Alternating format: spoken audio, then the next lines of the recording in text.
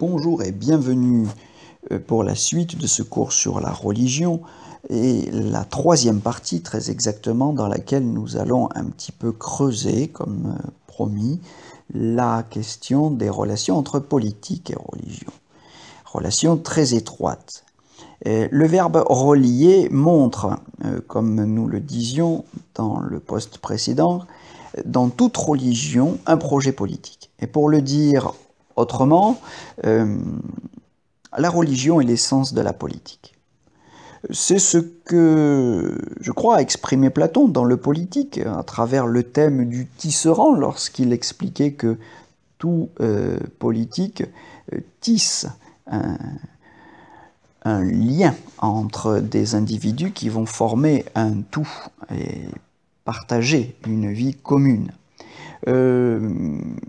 Même si, évidemment, chez Platon, le terme de religion n'était pas explicitement mentionné.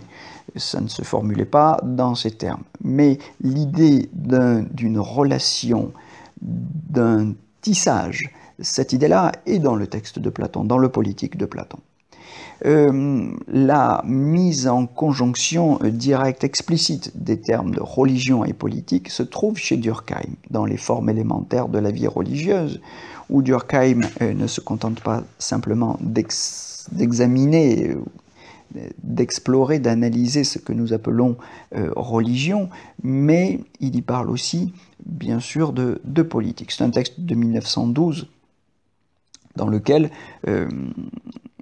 il explique au fond aussi que la religion est l'essence même de la politique.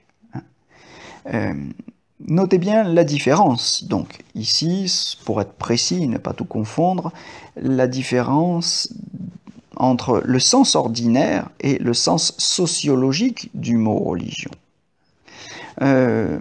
qui n'implique pas nécessairement l'idée d'un culte rendu à Dieu. L'idée fondamentale de Durkheim, c'est que la politique consiste à rassembler autour de valeurs. La politique, c'est-à-dire la religion, consiste à rassembler autour de valeurs sacrées ou considérées par un groupe d'hommes comme sacrées pour eux. Ce qui explique qu'une pratique en apparence laïcisée de la citoyenneté politique puisse se retrouver en conflit avec des pratiques ouvertement affiliées à une communauté religieuse au sens ordinaire du terme.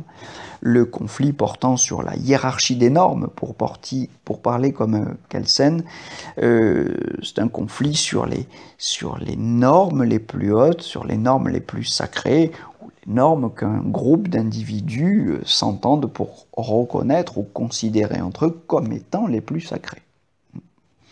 Alors, je propose de distinguer deux manières très différentes de relier, puisque nous parlons ici du verbe relier, du sens que ce verbe donne à la notion de religion. Une vérité peut rallier, un discours de vérité peut rallier parce qu'il a de la puissance, ou bien parce qu'il a du pouvoir. Je propose de distinguer ces deux termes sur lesquels j'ai déjà publié quelques posts, notamment dans les chroniques philosophiques, sur lesquels je dis des choses auxquelles je vous renvoie. La puissance, pourquoi parler de puissance ici ?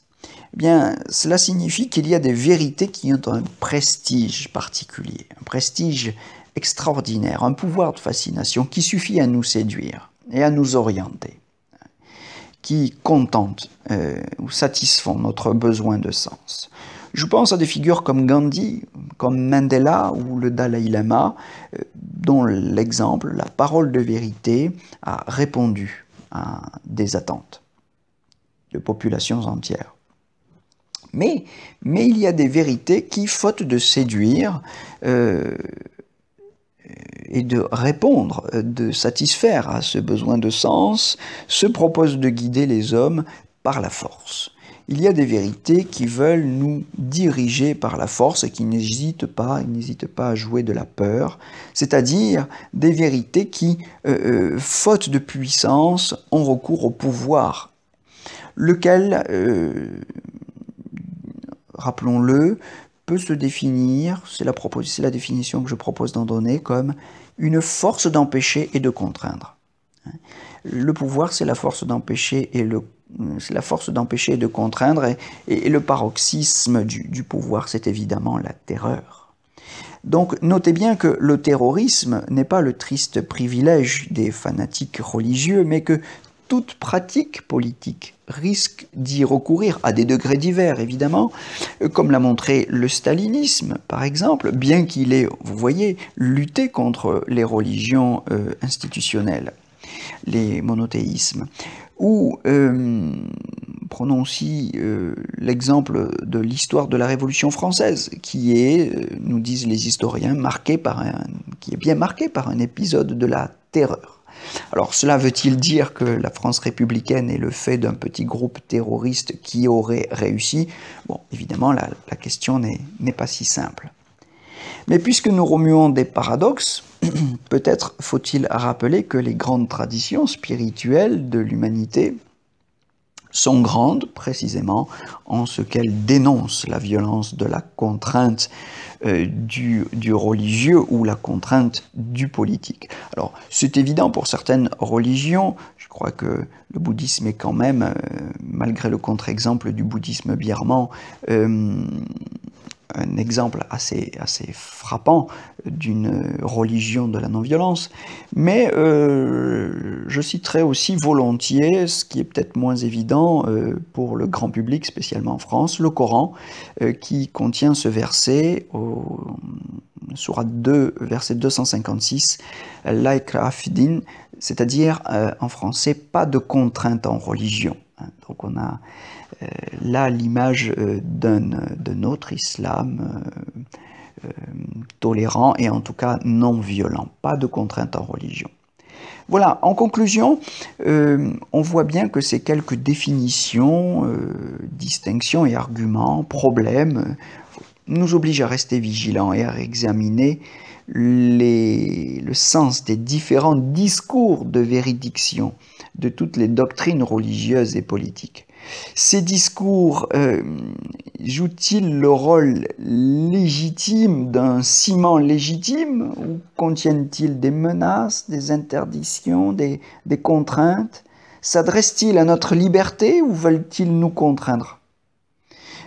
Expriment-ils, pour employer ces termes, une puissance ou plutôt un pouvoir?